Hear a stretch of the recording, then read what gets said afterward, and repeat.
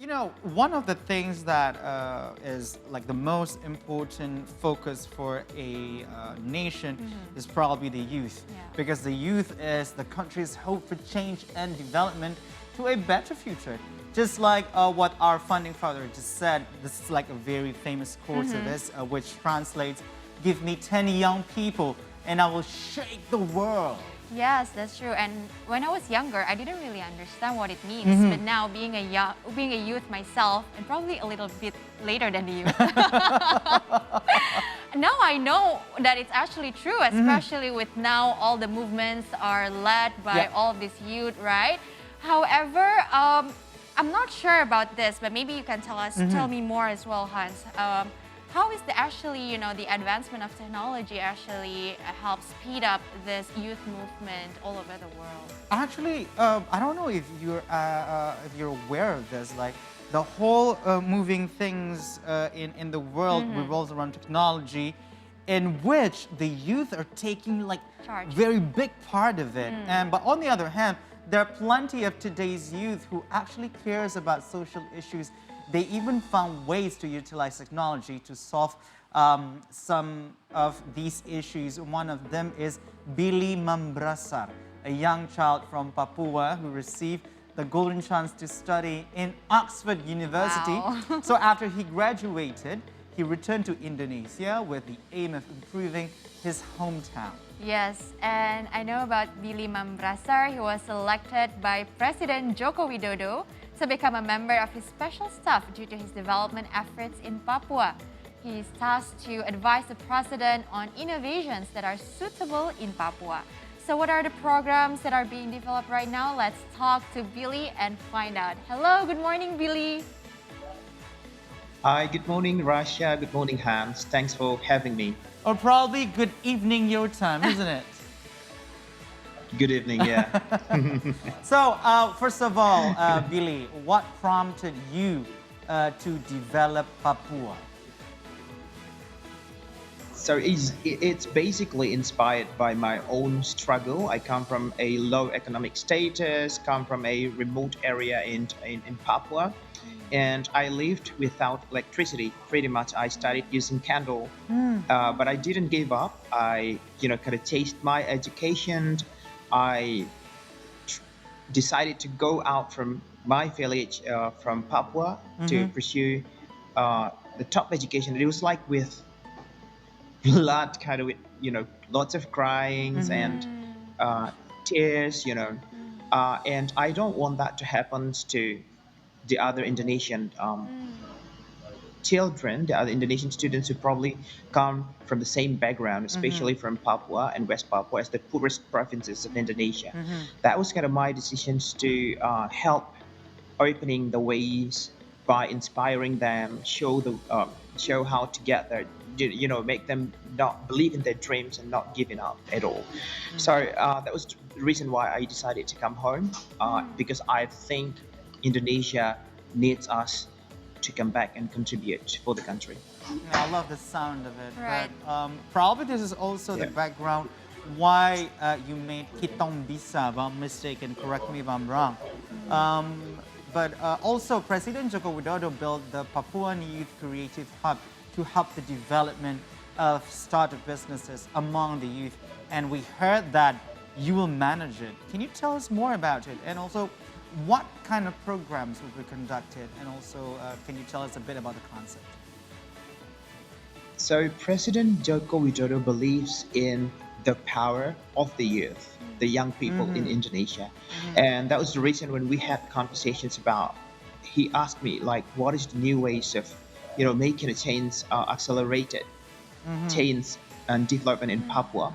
And I told him maybe we have to involve the Papuan youth because the Papuan young people are now doing lots of great things. They have capabilities to also contribute for the nation development and stuff. So, but President asked me like, what is the tangible things that we have to do? And I said, maybe we have to provide a space for them to kind of express themselves, getting trainings, and using this platform to be involved in the local and national level of development. So that was the idea of this Papua Youth Creative Hub came from, and he supported it 100%. So just a couple of weeks ago, when he went to Jayapura during the opening of PON, at the same time he did this groundbreaking of the development of Papua Youth Creative Hub, and just in 1 year, so 2 years ago, he went to Jayapura as well, and he launched that movement. And 1 year later, which is a couple of weeks ago, when he went there, the membership had increased from only 23 founders to more than 8,000 Wow. members. Wow. Yeah. And these are founders, right? Sorry.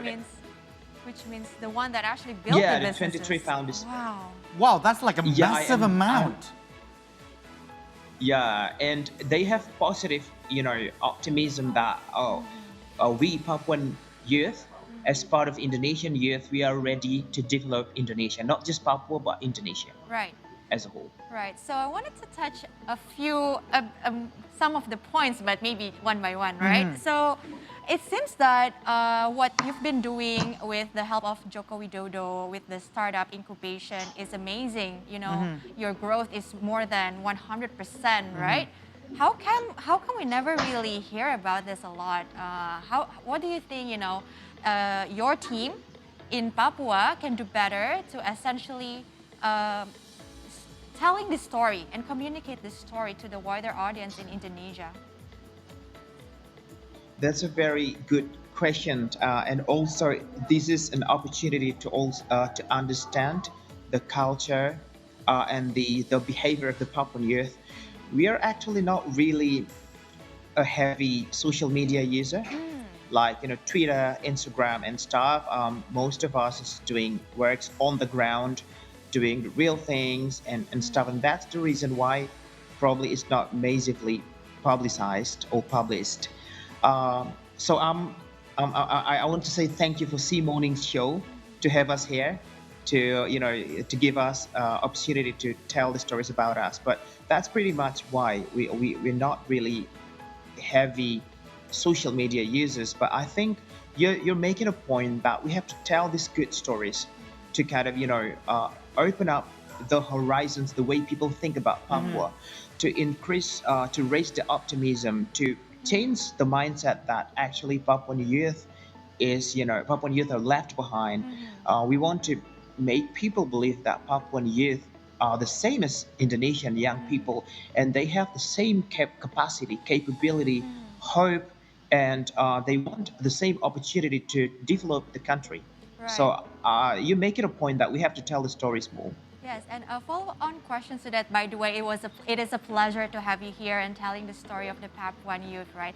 I'm curious to know what are some of the issues or points that are currently, being discussed a lot by the youth. What kind of businesses that are currently up and rising? What are the interesting things, from the incubation? Can you tell us more about that? So there are, I think, 4 sectors or 4 areas which are actually in the interest of the Papuan youth. Number 1 is education, of course, because Papua and West Papua provinces are the province with the lowest human development index and education accessibility. So all these youth, they want to increase the education accessibility by developing this sector. Number 2 is creative economics. As you see the video just behind me, you see the designers, the shirts, the batik, all those stuff, and even I think the Papuan batik just won an international award, an opportunity to be in the fashion show, in New York Fashion Show just recently, and the news went really viral. The third sector is agriculture. The success running of Petani Millennial program, Petani Millennial as well, is another positive story from Papua and West Papua province, in which we have more than 2,000 members in the Millennials Agriculture program, a sector that absorbs most of the youth in Papua and West Papua. And number 4 is maritime industry as well. So shortly, in the next coming a couple of months, will together with the Ministry of Fisheries and Maritime, we will be launching the youth uh, youth fishery Papuan youth fishery program as well. Wow. All So right. this pretty much are the four sectors. Yeah. That's great to hear. That's varieties of sectors that you're touching up upon, right? Yeah, and it's also very interesting that you just mentioned people, the youth that you are working with is not really into social media and also not so. I don't know. Probably it's because of a little amount of time that you might be invested on Yeah. social media, while actually in our age group, millennials or probably Gen Z, everything is revolved around social media, and also lots of stories that you can tell in the social media. But do you have any plan on investing more on the, I don't know, telling the stories, the social media things? Because I don't know, this might convey the message even more wider to probably at a wider scale, like international scale.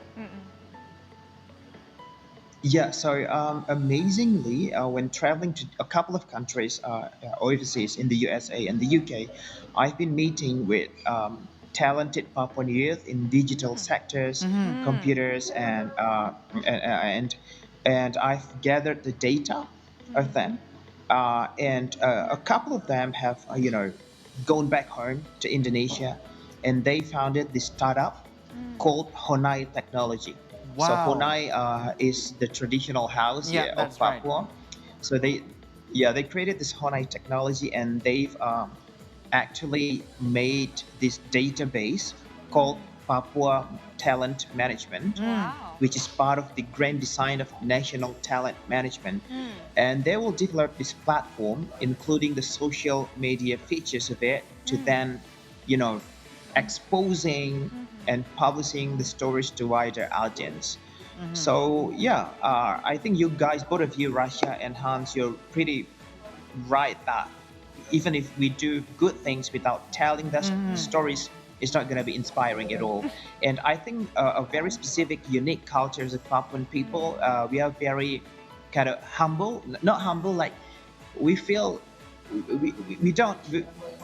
It's You not walk the talk, part of our right? culture to kind of yeah, it's not part of our culture to kind of like show up in the Yeah. social Yeah. media, Yes. and we will feel bad if Right. it is seen by the community that we are kind of proud or something. Well, Promoting actually, that's a yourself. good quality of being Yeah. Papuan, if you may say so, like being humble Yeah. and simple. But also, the other thing that might be a problem in Papua is, reaching out to the people in the remote areas.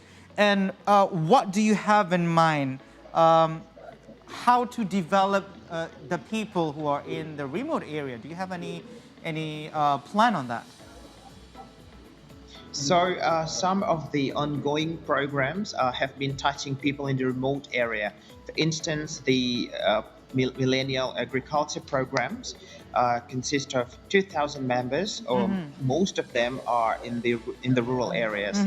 A couple of literacy movement, I name some of them, like Hanowene, and then Cake Sinagi.